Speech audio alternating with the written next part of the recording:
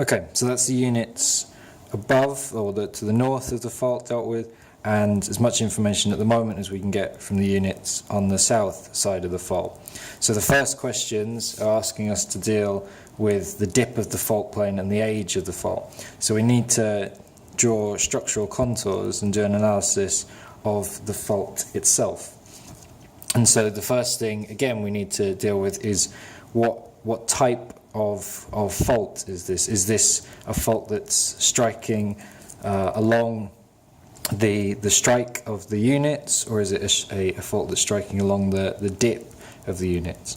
So we can see from our structural contours, our strike lines, that the fault is running parallel to the strike of the beds of the units. So this is it's a strike fault. It runs along the strike of the unit. So we can draw our strike lines or structural contours for the fault along a parallel line to the lines of our unit structural contours. So let's deal with that. So we can see here that the fault runs through the topographic contour of 700 there. That's the point that the fault meets 700.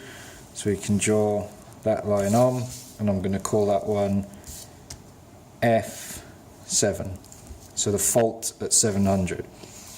Let's see where else it goes. So here's 800. That's 800 as well. So it cuts through the fault. The fault cuts through there as well at 800. So I can call that one F8. We can carry on. So what are we at here? 900. So there's 900 here, and it goes round, and 900's here as well.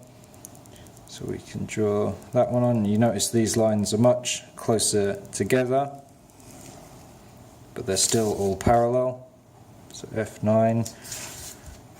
Does it cross anywhere else? Yeah, there's 1,000 there, and 1,000 there. Cuts through there again, parallel, so that's F10, and finally it cuts through here, 1100, 1100, 1100, so we can draw that one on too, F11.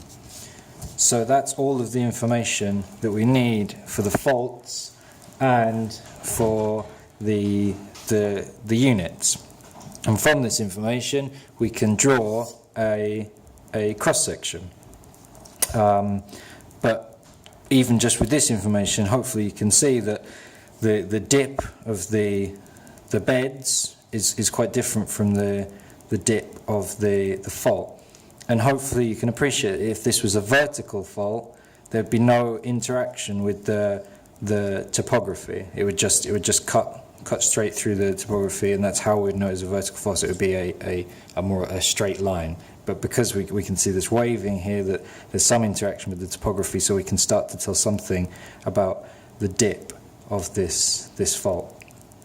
And so we can do some simple trigonometry along this fault. So if we know how far along we walk, or how far along the fault we move, and then how much vertical displacement there is along that distance, we can tell the dip of the fault, right? That's the one we're interested in, the dip of the fault. We need to know that, how far along we've moved along, and that how far down.